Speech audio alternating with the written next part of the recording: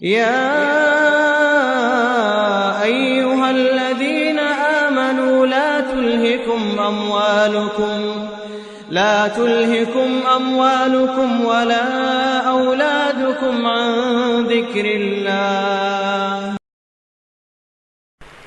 کچھ بعض بھائیوں کے ہمارے جو نیٹ پر بھی ہوتے ہیں تو کئی دنوں سے اصرار ہے کہ سوال و جواب کی نشست نہیں ہوتی. تبھی جو عمومی ہمارے روزمرہ کے مسائل ہوتے ہیں نا تو اس کے بارے میں کچھ دیر گفتگو کرتے ہیں. لکھ کر بھیجیں.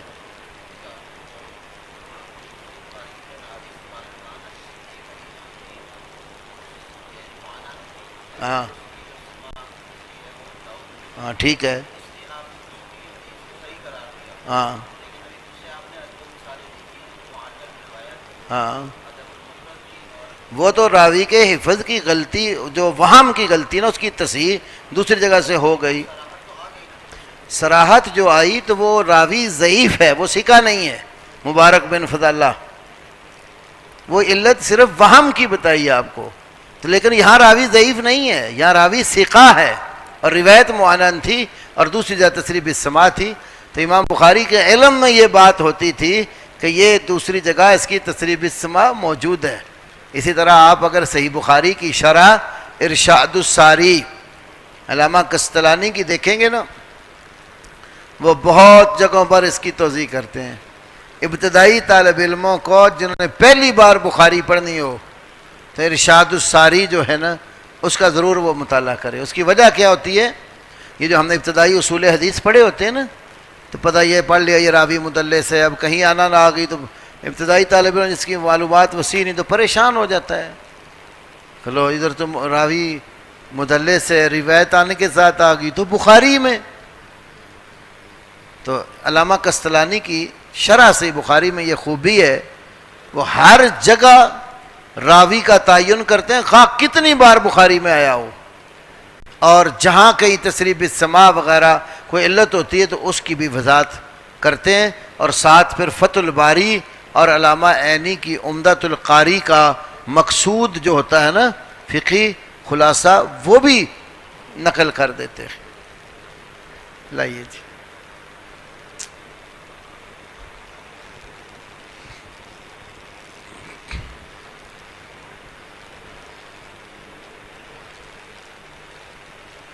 اچھا جی، ایک بیٹے نے سوال لکھا ہے، غسل جمعہ فرض ہے؟ عام طور پر تو حدیث میں یہ ہے نا، غسل یوم الجمعۃ واجب علی کل محتلم. لیکن ابو داود میں ایک حدیث ایسی بھی ہے کہ اگر اس نے وضو کر لیا، غسل کر لیا تو بہتر ہے، وضو کر لیا تو میرا خیال اس طرح کے فَإِن تَوَضَّأَ وَالْغُسْلُ أَفْضَلُ. تو یہ حدیث بھی صحیح ہے. شیخ زبیلی زئی نے اس کو نیل المقصود میں صحیح قرار دیا ہے. تو یہ حدیث بھی صحیح ہے. تو اس کو سامنے رکھ کر یوں معلوم ہوتا ہے کہ وہ جو وجوب کے الفاظ ہیں نا وہ تاکید کے لیے ہیں، فرض کے مقام پر نہیں جاتے. کس میں؟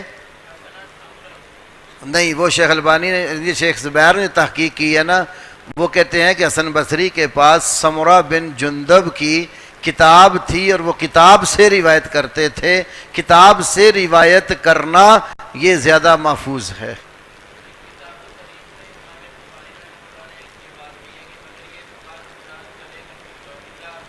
وہ ہر بندے کی اپنی ریسرچ اور تحقیق ہوتی ہے نا. تو امام بخاری کے نزدیک وہ ان کا قول ہے.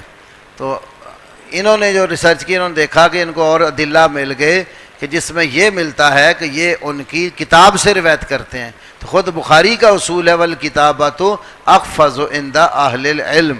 تو کتاب سے روایت کرنے کی وجہ سے صحت کے مقام پر چلی جاتی ہے. دوسرا سوال یہ ہے، قلیل التدلیس اور کثیر التدلیس میں فرق کرنا کیسا ہے؟ یہ فرق ائمہ حدیث نے کیا ہے. یہ اگر ہم یہ طبقات المدلسین جو ہیں ابن حجر کی، اس کو دیکھیں تو انہوں نے بھی جو پہلے دو طبقے کے روات ذکر کیے ہیں ان میں بھی بعض کی تدلیس نادر ذکر کی ہے، اور پہلے دو طبقے میں آنے والے راویوں کی تدلیس کو قبول کیا ہے.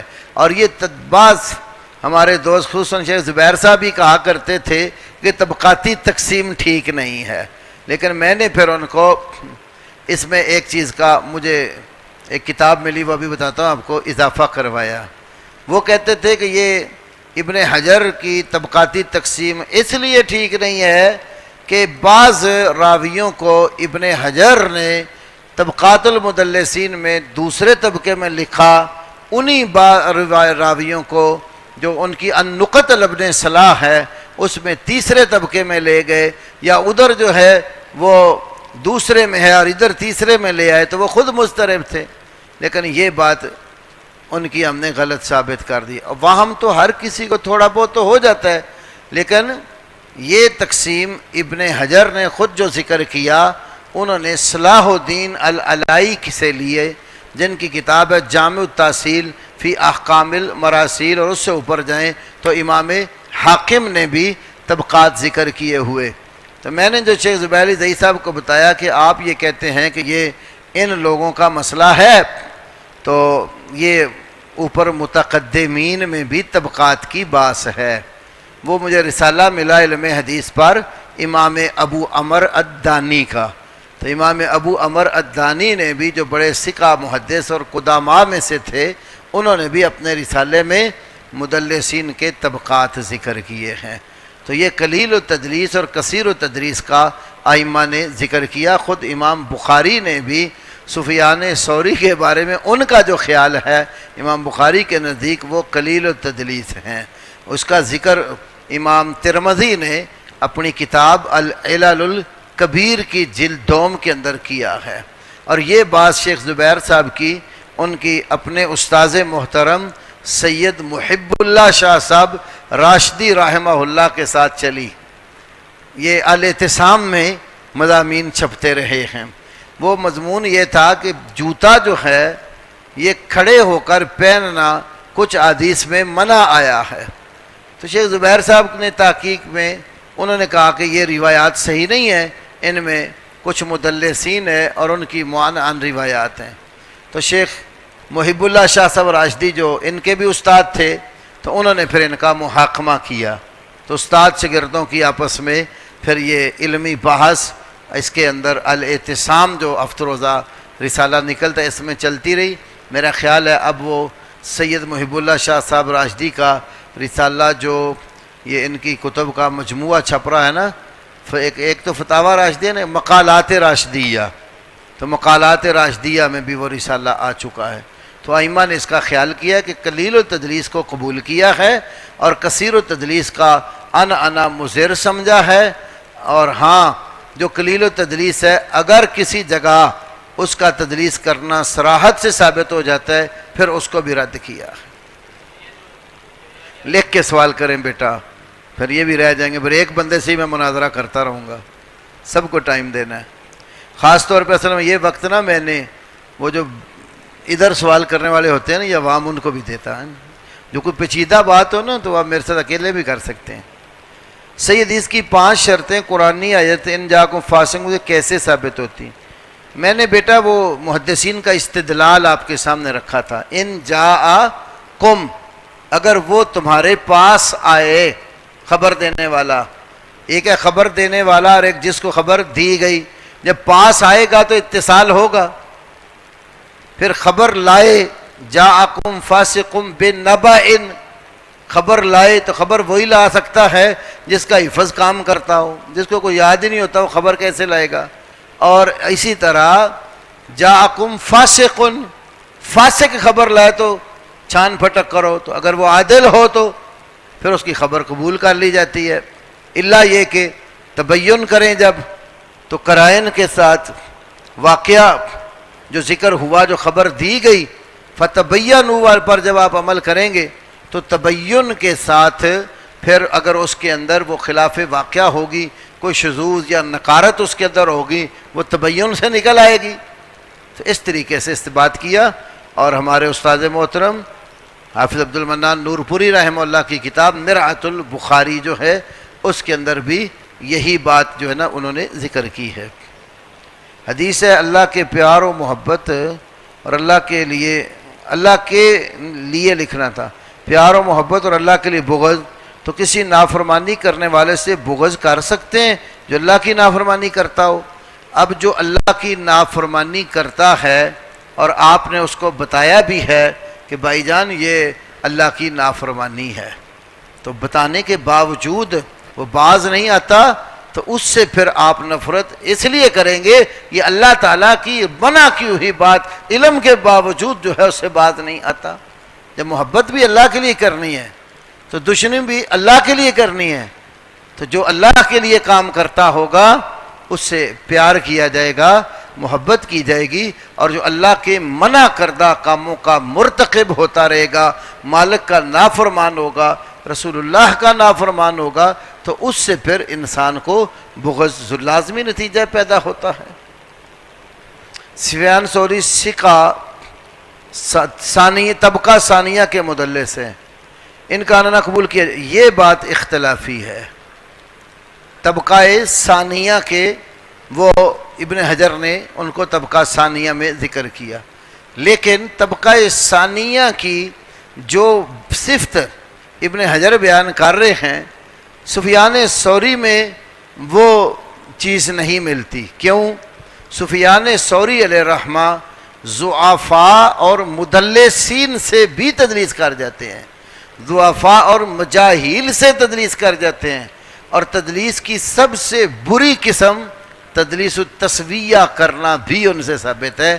اس کی امثلہ میں نے یہ امام دارقطنی کی علل سے تلاش کی تھی، اور شیخ زبیر صاحب کو جب لکھ رہے تھے تو میں نے یہاں سے ان کو، اس وقت علل میرے پاس تھی ان کے پاس نہیں تھی، تو میں نے اس کی نقل ان کو بھی بھیجی۔ تو تدلیس التسویہ، دو ثقہ راویوں کے درمیان ایک ضعیف کو حذف کرنا، یہ تدلیس کی بری قسم ہے۔ تو یہ آثار جو ان سے ثابت ہے نا، یہ ان کو طبقہ ثانیہ سے نکال لیتے ہیں، طبقہ ثالثہ میں لے جاتے ہیں، تو اس لیے ان کا انا محل نظر ہے۔ سوال انی اذبحو کا فانظر، کیا یہ حکم الہی کی خلاف ورزی نہیں؟ کیسے خلاف ورزی ہے وہ بھی لکھ کے بھیجے نا۔ بیٹے کو اللہ نے حکم جو دیا تو بیٹے کا امتحان لینا بھی تو مقصود ہو سکتا ہے نا، کہ میرا بیٹا اللہ کا حکم سن کر آگے یہ کیا کہتا ہے۔ ہاں نافرمانی تو تب ہوتی نا، تو یہ وہ ذبح ہی نہ کرتے، اللہ نے کہا تھا ابراہیم خود رک جاتے۔ بیٹے کو اللہ کا حکم سنا کر اس سے اس کی رائے لینا، اس سے بیٹے کا امتحان مقصود ہے، تو یہ مخالفت نہیں ہے۔ فانظر، غور و فکر اور تدبر کو کہا جاتا ہے، تو باپ اپنے بیٹے کو تدبر کے لیے کہہ کر یہ دیکھنا چاہ رہا ہے کہ میرا بیٹا اس کے لیے تیار ہے کہ نہیں۔ تو بیٹے میں بھی یہ وصف تھا، اللہ کا حکم ماننے والا، اس نے اپنے باپ کے اس حکم فانظر کے اوپر پختگی کے ساتھ آمادگی کا ظاہر کیا اور کہا کہ ابا جان اللہ جو کہہ رہا ہے وہ آپ کریں۔ تو یہ فانظر، نظر، غور و فکر کرنا، یہ مخالفت نہیں ہے۔ سورہ یوسف میں یار لکھا ذرا صاف کیا کرو، یہ پتہ نہیں بھائی نے، وَأَوْحَيْنَا إِلَيْهِ لَتُنَبِّئَنَّهُمْ، وہ تو لکھا ہے نا، لیکن آپ کی لکھائی بھی اتنی بریک ہے کہ میرے سے وہ پڑھنا بھی، اس میں واقع پر یہ آپ ہی وہ لکھے، موسیٰ پڑھے خدا والا، میرے لیے مسئلہ ہے، تھوڑا سا کھلا لکھیں اس کو، یا کسی بھائی کو کہیں لکھیں، کوئی پڑھنے میں آئے تو میں جواب دوں نا، مجھے بھی سمجھ آئے آپ نے کیا لکھا ہے۔ دنیا میں غلامیت کا خاتمہ کیسے ممکن ہے؟ غلامیت سے کیا مراد ہے؟ ایک تو غلام وہ ایک فقہی شرعی اصطلاح ہے نا، وہ تو آج غلام ہیں ہی کوئی نہ۔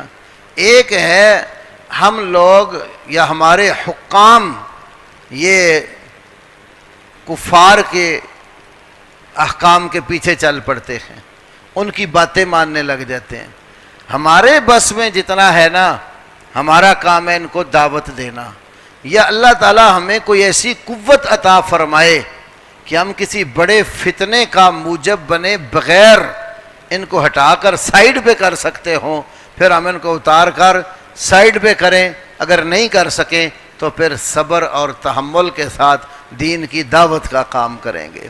حافظ ابن حجر عسقلانی کی شرح صحیح بخاری فتح الباری میں کتاب الفتن میں کئی مقامات پر ابن حجر نے اس بات کا تذکرہ حدیث کی شرح میں کیا ہے کہ نبی صلی اللہ علیہ وسلم نے جو حکام کے متعلقہ ہدایات جاری کی ہیں ان حکام والی احادیث کے تحت، تو اگر قوت نہ ہو تو پھر ہاتھ ڈالنا مزید فساد کو کھڑا کرنے کے مرادف ہو جاتا ہے۔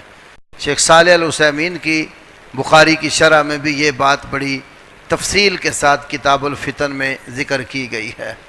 تو ہمارا بس دعوت کی حد تک اگر چلتا ہے ہم دعوت دیں، اگر ہمارے بس میں قوت آ جاتی ہے تو پھر ایسے لوگوں کو ہٹا کر جو کفار کے احکام کی اطاعت کرتے ہیں ایسے بندے کھڑے کریں جو اللہ کے فرما بردار ہوں اور اسلام کے احکامات کو نافذ کرنے والے ہوں۔ جب کوہ طور پر موسیٰ علیہ السلام نے آگ دیکھی تو کیا وہی آگ ہی اللہ تعالیٰ تھا؟ قرآن میں کہیں نہیں ہے کہ وہ اللہ تھا۔ وہ یہی کہا ہے قرآن نے کہ جب اس آگ کے پاس آئے تو نودیا آواز دی گئی، یہ بھی نہیں کہا کہ آگ بول کر کہنے لگی، تو وہ ایک سمت اور علامت لگتی ہے۔ وہاں گئے تو اللہ تعالیٰ ان سے ہم کلام ہوا۔ تو یہ بعض لوگ نا وہ آگ جو ہے کہتے ہیں آگ بولی اور آگ کے اندر سے آواز آئی کہ انی انا ربو کا، تو آگ بول کر اگر انی انا ربو کا کہہ سکتی ہے، یہ نیا لکھا ہے، آگ بول کر انی انا ربو کا کہہ سکتی ہے تو مقصود اللہ کا ہی کلام ہے، وجود آگ کا ہے۔ تو یہاں سے وہ نکالتے ہیں کہ صوفیاء نے جو کہا، منصور نے جو کہا ان الحق، زبان منصور کی تھی، کلام اللہ کا تھا۔ یہ احمد رضا نے توجیہ فتاوی رضویہ میں کی ہے، لیکن یہ بات جو ہے اس لیے درست نہیں ہے کہ قرآن میں یہ نہیں ہے کہ آگ نے بول کر کہا۔ وہ آگ لینے کے لیے گئے، آگ چمکتی ہوئی کہیں دکھائی دی تو بات اللہ تعالیٰ سے وہاں ہو گئی۔ یہ اس پر وہی سوال ہے پہلے والا، اس میں اور سوال ہے۔ ایسے مواقع پر دل میں وسوسے اور خیالات آتے ہیں تو ان کی طرف سے وحی کا یقین کیسے ہوا؟ یہ وسوسے اور خیالات کس کو آتے ہیں؟ اس ہستی کو جس کو پیغمبر بنایا جانا تھا، یا میں اور آپ؟ یہ یوسف علیہ السلام کے متعلق ہے نا، اوحینا، تو اللہ نے یوسف علیہ السلام کو اپنا پیغمبر بنانا تھا۔ جس کو اللہ نے اپنا پیغمبر بنانا ہونا تو اس کی تربیت پروردگار خود ہی کرتا ہے۔ تو وہاں وسوسوں کا خیال ہم قطعاً پیدا نہیں کر سکتے۔ ہمارے اندر ایسے وسوسے آ سکتے ہیں کیونکہ رسول اللہ صلی اللہ علیہ وسلم کے بعد تو کوئی نیا پیغمبر نہیں ہے، اور یہ نبوت جو ہوتی ہے نا، یہ وحبی ہوتی ہے، کسبی نہیں ہوتی۔ ایک دفعہ یہ بڑی اہم بات ہے، ہمارے علماء میں کئی ایسے علماء جو علماء عقیدہ شمار ہوتے ہیں اور باریک باریک باتوں کو بڑا غور سے دیکھتے ہیں، جن میں ڈاکٹر عبدالرشید اظہر رحمہ اللہ بھی تھے۔ دارالسلام نے مختصر صحیح بخاری کی مختصر سی شرح عبدالستار احمد صاحب کی شروع میں چھپی، تو انما الاعمال بالنیات کے تحت وہ لکھ بیٹھے کہ نبی صلی اللہ علیہ وسلم کو جو اللہ نے نبوت دی یہ بھی آپ کے اخلاص نیت کا نتیجہ تھا۔ حافظ عبدالرشید اظہر صاحب نے پکڑ کر لی، میرے ساتھ خود مجھے نکال کر نہ شرح، میں ان کے گھر جب کلمہ کو مشرق کتاب جو ہے وہ نظر ثانی کے لیے لے گیا، مجھے کہتے ہیں کہ یہ اب پڑھے ہیں برا، تو پھر مجھے کہنے لگے کہ نبوت اللہ کی طرف سے عطائی ہوتی ہے، یہ کسبی نہیں ہوتی کہ کوئی بندہ ریاضت اور عبادت میں اتنا آگے نکلے کہ اس کی ریاضت کی وجہ سے نبوت مل جائے۔ اگر نبوت کسبی ہو تو پھر صوفیاء نے تو بڑے نبوت کے دعوے کیے ہیں۔ مرزا قادیانی بھی یہی دعویٰ لیے بیٹھ گیا تھا۔ نبوت اللہ تعالیٰ کی طرف سے عطا ہوتی ہے، اور قرآن میں بہت ساری آیتیں ہیں جن میں اللہ تعالیٰ نے استعفاء اور چناؤ کا ذکر کیا ہے. کذالک یجتبیک ربک، تیرا رب اسی طرح تیرا چناؤ کرتا ہے. اسی طرح کئی نبیوں کے استعفاء کا ذکر کیا. تو اللہ نے جس کو پیغمبر بنانا ہوتا ہے اس کو چن لیتا ہے، تو پھر اس کی حفاظت بھی کرتا ہے. کیا قرآن بغیر واسطہ جبریل ہی نازل ہوا؟ اللہ تعالیٰ نے تو قرآن کے بارے میں یہی بات بتائی ہے کہ جبریل نے ہی نزلہ علی قلبک، اس کو آپ کے دل پر اتارا ہے. اب کوئی آیت قرآن کی